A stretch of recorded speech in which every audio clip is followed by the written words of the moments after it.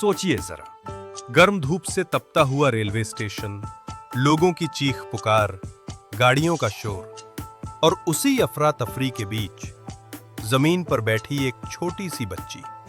उसके नन्हे हाथों में जूते पॉलिश करने का डिब्बा है, उंगलियों में काला रंग चिपका हुआ और चेहरे पर मिट्टी के बीच चमकती मासूम आंखें। वो हर आते जाते इंसान से मासूमियत भरी आवाज में कहती है, भैया जूते चमका दूं?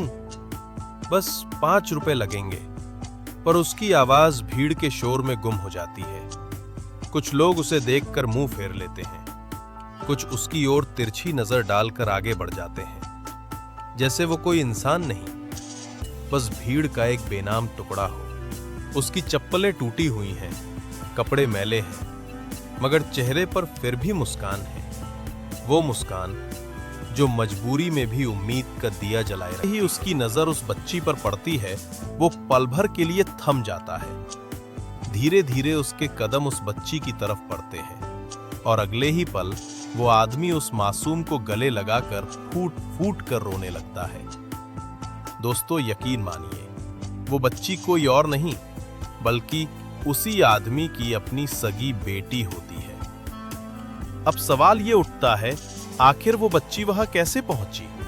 ये जानने के लिए वीडियो को अंत तक जरूर देखें। लेकिन दोस्तों, कहानी में आगे बढ़ने से पहले एक छोटी सी गुजारिश है। अगर आपको ये कहानी दिल को छू रही है तो इस वीडियो को लाइक करें और हमारे चैनल को सब्सक्राइब करना ना भूलें। शाम का वक्त था। रेलवे स्टेशन पर लोगों की भीड़ उमड़ रही थी। ट्रेनों की सीटी, चाय वालों की पुकारें, कुलियों की भागदौड़, हर ओर बस शोर ही शोर था। उसी हलचल के बीच प्लेटफॉर्म नंबर 3 पर एक नन्ही सी बच्ची जमीन पर बैठी थी। हाथों में पॉलिश का डिब्बा और पुराना ब्रश, बदन पर फटे कपड़े, पैरों में चप्पल तक नहीं। चेहरा धूल से सना हुआ, मगर उस पर फिर भी मुस्कान थी। वो हर आने जाने वाले से मासूम आवाज में कहती, साहब जूते पॉलिश करा लो, सिर्फ 5 रुपए। कुछ लोग उसे देखकर यूं ही आगे बढ़ जाते, कुछ झिड़क देते, पर कुछ ऐसे भी होते जो उसकी मासूम आंखों को देखकर दया खा जाते और 2-4 सिक्के फेंक देते। उस बच्ची का नाम था गुड़िया। किसी को नहीं मालूम था कि उसका असली नाम क्या है, वो कहां से आई है और इस भीड़ में अकेली कैसे रह गई। स्टेशन ही अब उसका घर बन चुका था। ठंडी फर्श उसका बिस्तर थी और ऊपर फैला आसमान उसकी एकमात्र छत। गुड़िया सुबह से रात तक मेहनत करती, जूते पॉलिश, बोतलें बटोरना, कभी कभी लोगों के झोले उठाना। पूरा दिन बीत जाने पर भी कभी कभार उसे बस 5 या 10 रुपए ही मिल पाते। उन्हीं पैसों से वो स्टेशन के बाहर वाले ठेले से बासी ब्रेड या ठंडे समोसे खरीदती। उसी में उसे पेट भरने का सुकून मिल जाता, क्योंकि उसके पास न कोई माँ थी जो खाना बना दे, न कोई पिता जो उसके सिर पर हाथ रख सके। जब कोई पूछता, बेटी तेरा घर कहाँ है, तो गुड़िया हल्की मुस्कान के साथ बस इतना कहती, याद नहीं, बस इतना याद है कि मैं बहुत छोटी थी और रोते रोते यहां आ गई थी। हर रात जब ट्रेनें धीरे धीरे खाली हो जाती, स्टेशन पर सन्नाटा छा जाता, तो वो किसी कोने में सिकुड़ कर बैठ जाती, आंखें आसमान की तरफ उठाती और फुसफुसाती, माँ, पापा, आप कहाँ हो? मैं अकेली हूं। पर उस मासूम पुकार का जवाब सिर्फ ट्रेन की सीटी देती थी, जो शोर में उसकी तन्हाई को और गहरा कर देती। उसी शहर के एक कोने में करोड़पति अरुण मेहता का विशाल बंगला था। उस रात अरुण अपने आलीशान कमरे में बैठे थे, हाथों में एक पुरानी तस्वीर थामे हुए, जिसमें एक छोटी सी बच्ची मुस्कुरा रही थी।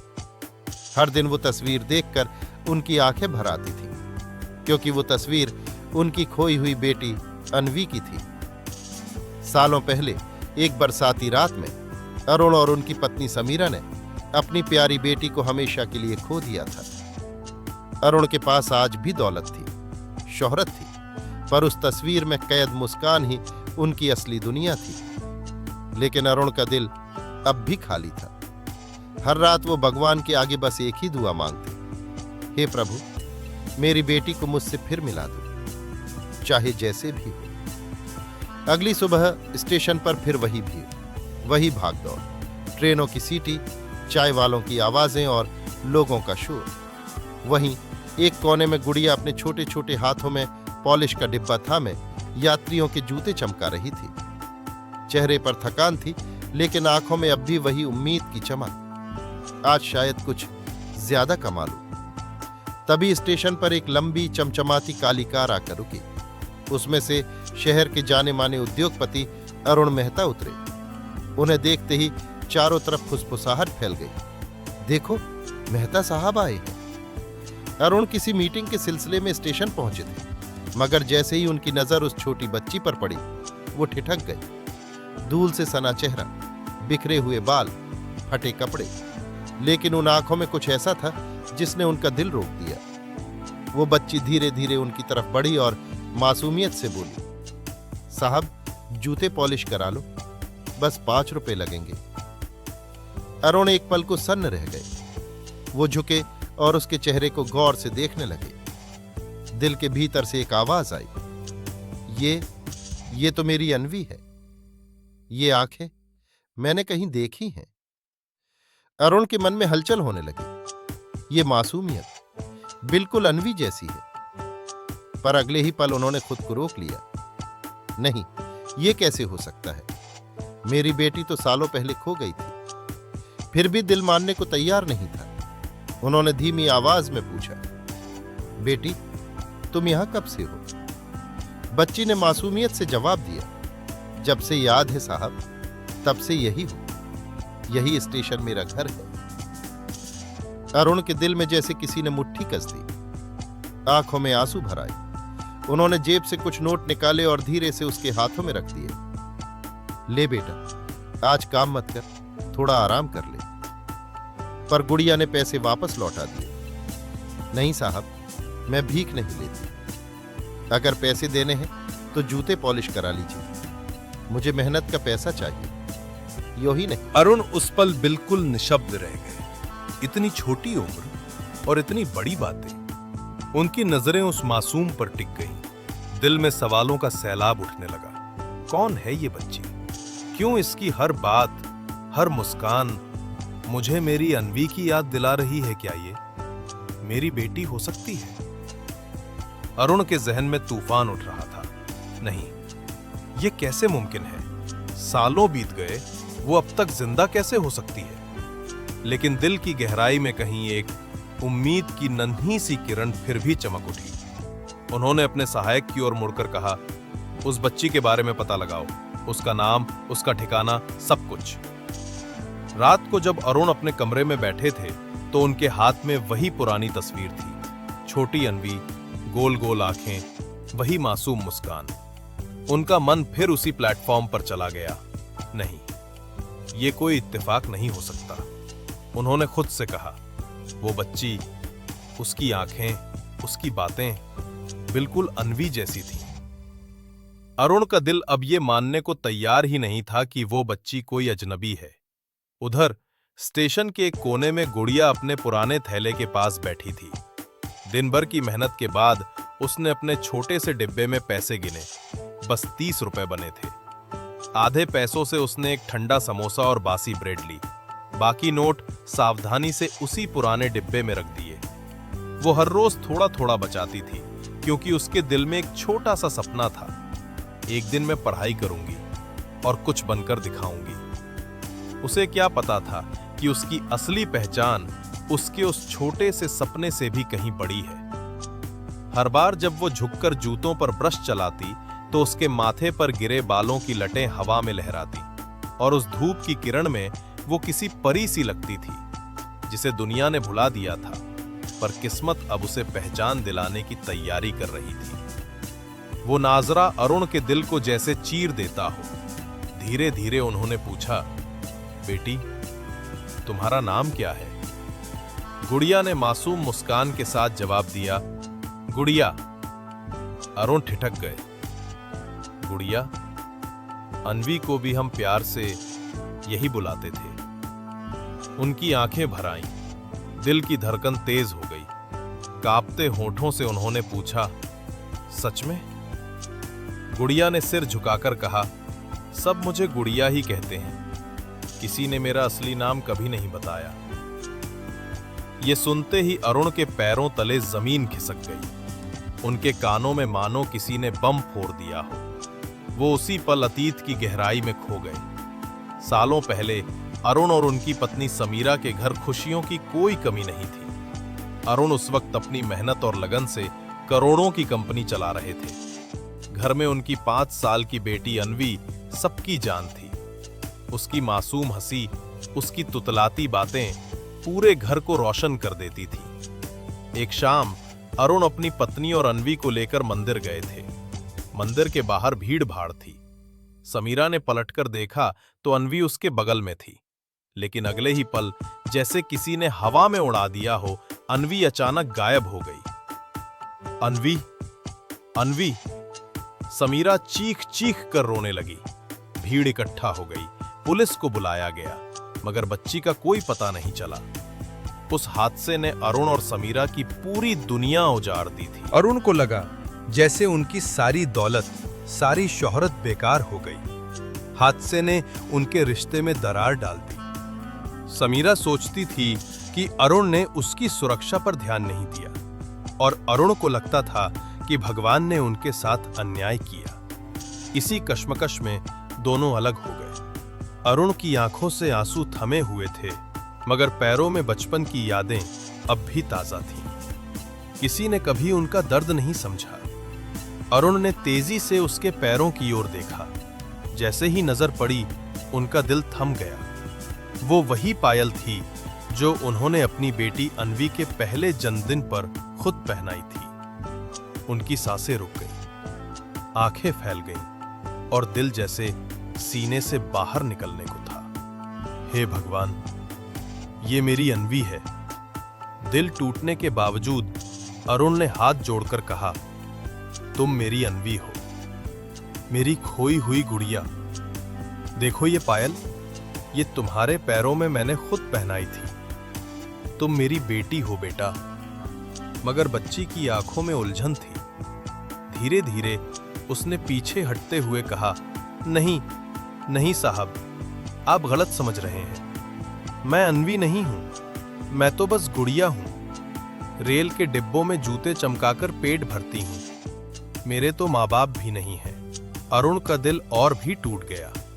फिर भी उन्होंने हाथ जोड़कर कहा, बेटा, तुम मुझे पहचान नहीं रही, मगर मैं तुम्हें अपनी रग रग से पहचानता हूं। तुम्हारे चेहरे की हर मासूमियत मेरी आंखों में बसी है। धीरे धीरे भीड़ जमा होने लगी। लोग तमाशा देखने लगे। कोई कह रहा था, अरे ये तो करोड़पति साहब हैं और रो रहे हैं एक जूते साफ करने वाली बच्ची के लिए। कोई कह रहा था, शायद सच में ये उनकी खोई हुई बेटी है। लेकिन बच्ची डर गई। उसने हाथ छुड़ाया और कांपती आवाज में बोली, नहीं, मुझे जाने दो। आप भी सब वैसे ही हैं।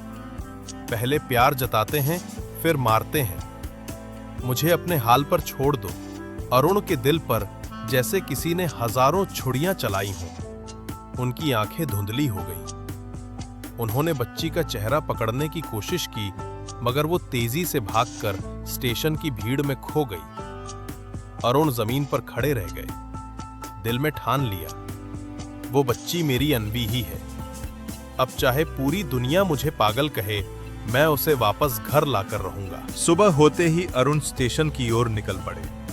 रात भर की बेचैनी ने उनकी आंखों को सुजा दिया था, मगर दिल में एक अजीब सी ताकत थी। भीड़ भाड़ वाले प्लेटफॉर्म पर चारों तरफ नजर दौड़ाई। कहां गई वो?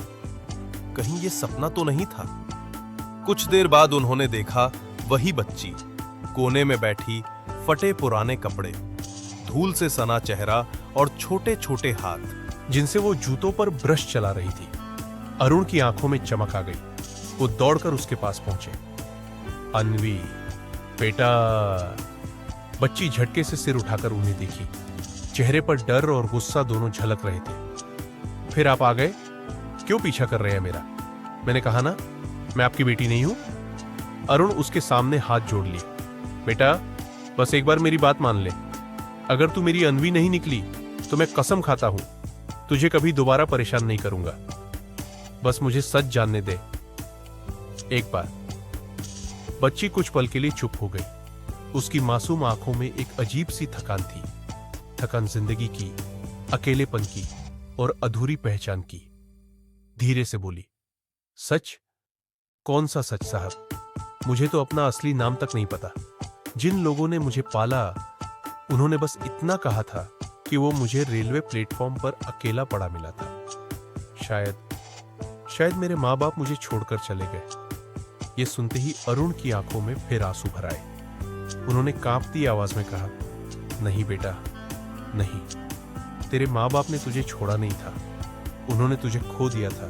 तेरी माँ तो आज भी हर रात तेरी तस्वीर देखकर रोती है और मैं आज तक तुझे ढूंढ रहा हूं। उनकी आंखों से आंसू टपकने लगे और उस भीड़ भाड़ वाले प्लेटफॉर्म पर पहली बार बाप की पुकार और बेटी की खामोशी एक साथ गूंज उठी।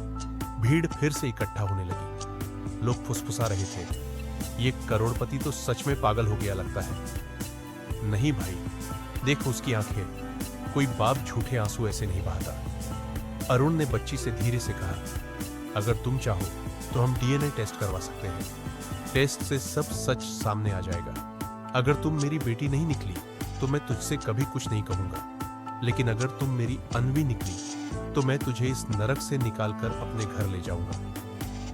बच्ची के दिल में हलचल मच गई। वो चुपचाप अरुण की तरफ देखती रही। जिंदगी भर किसी को अपना कहने का सुख नहीं पाया था, पर डर भी था। अगर ये आदमी झूठा निकला तो मैं फिर कहां जाऊंगी?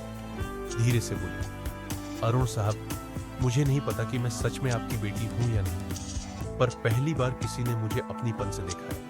पहली बार किसी ने कहा है कि वो मुझे कभी छोड़ेंगे नहीं। अरुण ने उसका हाथ थाम लिया। अन्वी, चाहे तुम मानो या ना मानो, मगर मेरा दिल कह रहा है कि तू ही मेरी खोई हुई बेटी है। चल मेरे साथ, सच्चाई का पता हम दोनों मिलकर लगाएंगे। बच्ची धीरे धीरे सिर झुकाकर मान गई। अरुण उसे अपनी कार तक ले गए। भीड़ अभी खड़ी थी। कुछ लोग दुआएं दे रहे थे, कुछ शक की निगाह से देख रहे थे। कार में बैठते ही बच्ची खिड़की से बाहर देखने लगी। उसकी आंखों में डर भी था और एक अजीब सी उम्मीद भी। रास्ते भर अरुण उसे देखते रहे। उनकी आंखों में सिर्फ एक ही ख्वाहिश थी, जल्द से जल्द यह सच पता चले कि वह सच में उनकी अन्वी है। जैसे ही कार अस्पताल के गेट पर रुकी, बच्ची ने धीमे से अरुण का हाथ पकड़ लिया। अस्पताल में टेस्ट के लिए सैंपल दिए गए। अरुण का दिल धड़कनों से बाहर निकल रहा था। घड़ी की हर सुई उन्हें सदियों जैसी लग रही थी। अंततः रिपोर्ट हाथ में आई।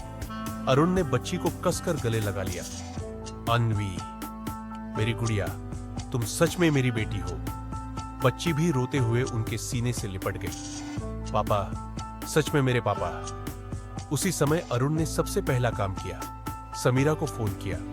सालों की नाराजगी कुछ ही देर में भुलाकर समीरा अस्पताल पहुंच गई। जैसे ही उसने अन्वी को देखा, वो पागलों की तरह दौड़ पड़ी। अन्वी, मेरी बच्ची। माँ बेटी का गले मिलना देखकर पूरा अस्पताल भावुक हो उठा। अन्वी अपनी माँ की गोद में सिसक सिसक कर रो रही थी। मम्मा, मुझे लगा आप मुझे छोड़ गई थी। समीरा ने रोते हुए उसके माथे पर चुंबन दिया। लोगों की भीड़ ताली बजा रही थी। कुछ लोग दुआएं दे रहे थे।